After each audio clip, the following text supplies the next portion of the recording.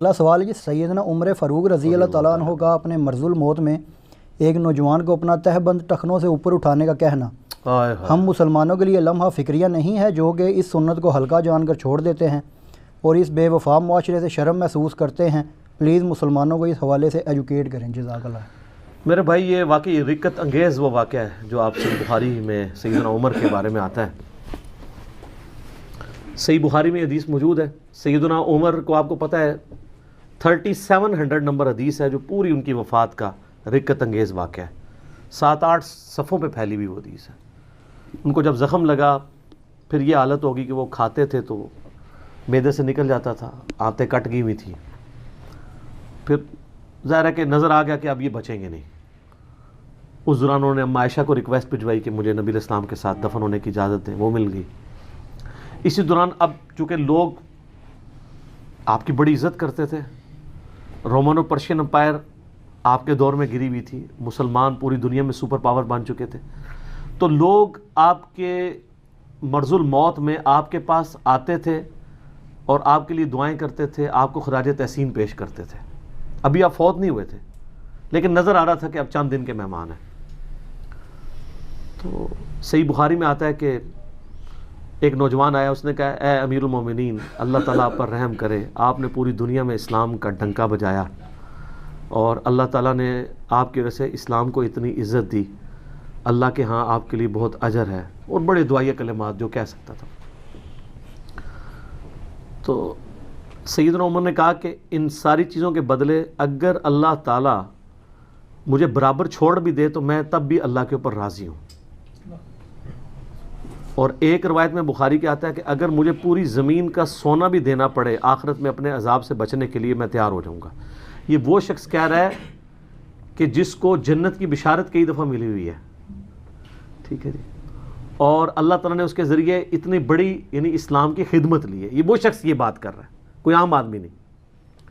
तो जब वो नौजवान इतने दुआए कलिमात कह के वहाँ से पलटा ना, तो अब इस हालत में जब इंसान मरने के करीब हो, कितनी शदीद तकलीफ़ में होगा कि उसकी आंतें कटी हुई हों, खून भी बंद ना हो रहा हो। तो अगर मामला हल्का होता तो सैयदना उमर इसको ओवरलुक कर देते।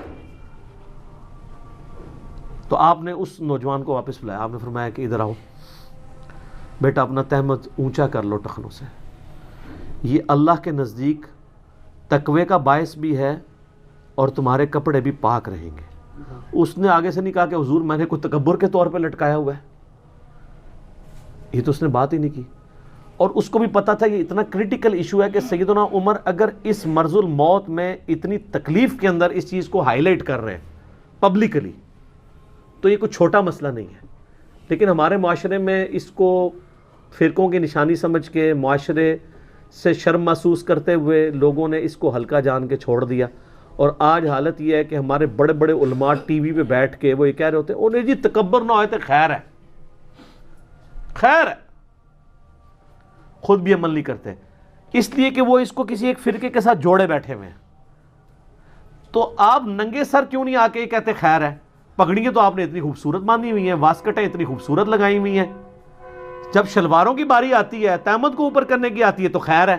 खैर तो ये भी आप टोपी में भी आ सकते थे और बुरा न लगे तो लाल रुमाल में भी आ सकते थे, लेकिन चूंकि इन्होंने निशानी बनाई है दूसरे फिरके की, तो दूसरे फिरके को नीचा करने के लिए इनको सुन्नत का भी खून करना पड़े जो वाजबियत की दर्जा रखती है, इनको कोई आर महसूस नहीं होती है।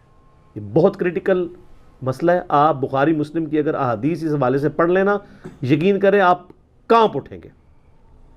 लेकिन प्रिंसिपल ये बात समझ लें, बरेलवी हों, देवबंदी हों, अहले हदीस, तीनों टखने नंगे रखने को सुन्नत समझते हैं।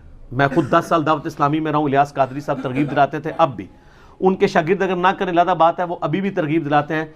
और बाकायदा फजाने सुन्नत में उन्होंने लिखा कि बेवफा माशरे से शर्म ना करें, आप नबी की सुन्नत पे अमल करें। अगरचे उनको पता था कि हमने इतना अरसा तबलीगी जमात को गालियाँ दी हैं, सुथन छोटी, सुथन छोटी गर्दन मोटी, ये हमने शेर सुनाए हुए हैं। तो आज हमारी सुथन जब छोटी होगी, यानी हमारी शलवार जब छोटी होगी, तो लोग हमें वाबी कहेंगे। लेकिन उन्होंने कहा नहीं, आप सुन्नत पे अमल करें। तबलीगी जमात वाले वैसे ही टखनों से ऊपर रखते हैं, और अहले हदीस तो इतनी ऊपर रखते हैं कि थोड़ी नीचे करवानी पड़ती है। लिहाजा तीनों جو مکاتب فکر ہیں اہل سنت کے لوانے والے، ان کا اتفاق ہے کہ پینٹ ہو، تہمد ہو، شلوار ہو، اسے ٹخنوں سے اوپر رکھنا یہ نبی علیہ السلام کی سنت ہے، نماز میں بھی، نماز کے علاوہ بھی۔ البتہ اگر معاشرے سے کوئی شرم محسوس کرے تو علیحدہ بات ہے۔ ہم نے تو یعنی یورپ امریکہ میں لوگ دیکھیں، انہوں نے جینز پینٹیں پہنی ہوئی ہیں تو انہوں نے بھی اپنی پینٹیں اوپر رکھی ہوئی ہیں، ٹھیک ہے۔ پھر کہانیاں دوسری کرانے شروع کر دیتے ہیں مفتی، وہ کہتے ہیں نہیں دیکھیں نہیں وہ پینٹ آپ فولڈ کر لیں گے، شلوار فولڈ کر لیں گے تو کپڑا تو فولڈ کرنا منع ہے، تو اس لیے نیچے ہی رہنے دیں۔ وہ اس کی بجائے ان کو یہ کہیں کہ شلواریں چھوٹی کرائیں، پینٹیں چھوٹی کروائیں، یہ کیوں کہتے ہیں نیچے ہی رہنے دیں؟ وہ تو سنن ابی داؤد میں حدیث ہے، اور یہ حدیث صرف سنن ابی داؤد کے اندر موجود نہیں ہے، یہ حدیث آپ کو مسند احمد میں ملے گی، صحیح ابن حبان میں ملے گی، المستدرک للحاکم میں ملے گی، امام حاکم نے صحیح کہا، امام ذہبی نے صحیح کہا، مجموع الزوائد میں امام حیثمی نے اس حدیث کو صحیح کہا، شیخ زبیلی زئی صاحب نے اسے صحیح کہا، صرف ایک شیخ البانی ہے ان کو ذرا یعنی ایک کمزوری لگی، انہوں نے کہا ابو جعفر مدنی جو ہے اس کی توثیق نہیں ملی، حالانکہ جمہور محدثین کے نزدیک وہ ثقہ راوی ہے۔ آج تک امت میں اس حدیث کو البانی کے علاوہ کسی نے اس طرح کرٹیکلی دیکھ کے ڈینائی نہیں کیا تھا۔